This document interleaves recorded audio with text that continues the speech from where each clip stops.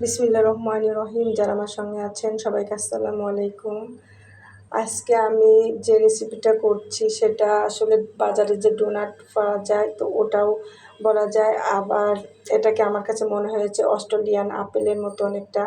তো কী দিয়ে বানিয়েছি সেটা দেখাচ্ছি। আর এটা কিন্তু আমি আজকে বানিয়েছি এটা বললে ভুল হবে, কারণ আমি যেদিন ক্রোসেন্টের রেসিপি দিয়েছি সে ওদিনই বানিয়েছি। তো আপনারা অনেকেই দেখেছেন যারা আমার এই ভিডিওটা দেখেছিলেন যে আমি অর্ধেকটা এই যে খামি কেটে রেখে দিয়েছিলাম, সেই অর্ধেকটা দিয়ে আমি ভেবেছিলাম যে পাউরুটি বানাবো।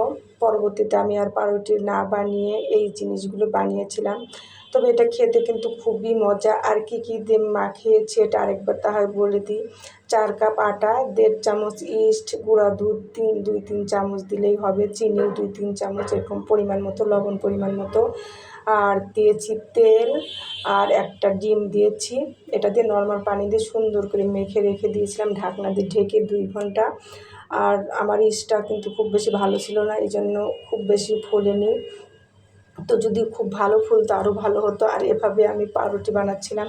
তা আমি যেভাবে পাউরুটি বানাচ্ছি এভাবে পাউরুটি বানিয়ে কিন্তু উপরে একটু ডিমের কুসুম দিয়ে ব্রাশ করে তারপরে এটা চুলাতেও বসিয়ে দিলে হয়ে যাবে বা ওভেনে দিলেও হয়ে যাবে।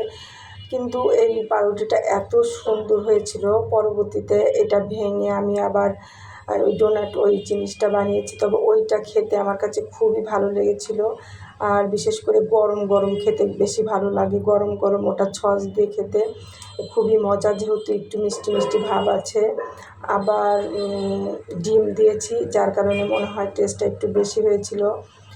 আর সস দিয়ে খেলে ভালোই লাগে। এটার মধ্যে কিন্তু তেমন কিছুই দিয়েছিলাম না। তো আর পাউরুটি যদি এভাবে বানাতাম, এটার মাঝখানে ভেবেছিলাম একটু ফেলে তার মধ্যে একটু কিমা দিব, তাহলে একটু বার্গার টাইপের হবে, কিন্তু পরবর্তীতে আর করা হয়নি। আর এই পাউরুটিগুলো দেখেন কী অবস্থা ফুলে। যদিও ইস্ট আমার অত ভালো ছিল না, তারপরেও ফুলে এত সুন্দর হয়েছিল যে ওভাবেই একটা পাউরুটি হিট না দিয়ে আমি তেলে ভেজে নিয়েছিলাম। তো এটা তেলে ভাজার পরে মনে হলো না মাঝখানেটা একটু গোল করে দিলে মনে হয় বেশি ভালো হবে। তো হাত দিয়ে কোনো মতো করেছি। এটা কিন্তু কোনো বোতলের মুটকি দিয়ে কাটলে বেশি সুন্দর হয় বা অন্য কোনো কিছু দিয়ে কাটলে। তো আমি হঠাৎ করে যেহেতু ডিসিশান নিয়েছি যে এভাবে বানাবো, তো আমি হাত দিয়ে কোনো মতো এরকম করে নিয়েছিলাম। তবে ভাজার পরে এত সুন্দর দেখতে লাগছিল, মনে হচ্ছিলো যে অস্ট্রেলিয়ান আপেল।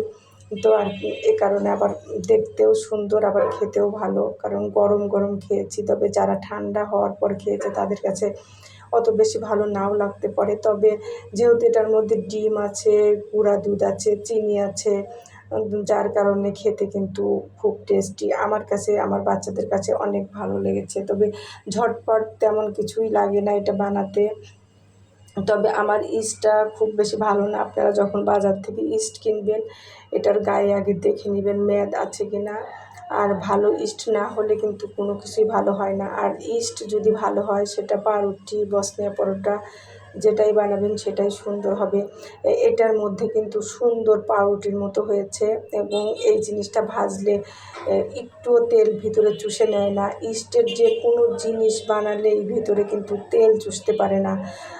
এর চাইতে বরং পরোটা বা তেলের পিঠা অন্য কিছুতে তেল বেশি লাগে, আর এইটা বানাতে কিন্তু তেল বেশি লাগে না। আমি এই জিনিসটা আসলে বানাতে চাইনি, যখন দেখলাম যে আমার ক্রোসেন্ট ভাজার পরে অনেকটাই তেল রয়ে গেছে আর তেল বেশি লাগেনি ক্রোসেন্ট ভাজতে, তখন ভাবলাম যে এটা ভেজে ফেলি, কারণ ভাজলে দ্রুত হয়ে যাবে, আবার খেতেও স্বাদ লাগবে। ভাজাটা খেতে আমার কাছে বেশি ভালো লাগে।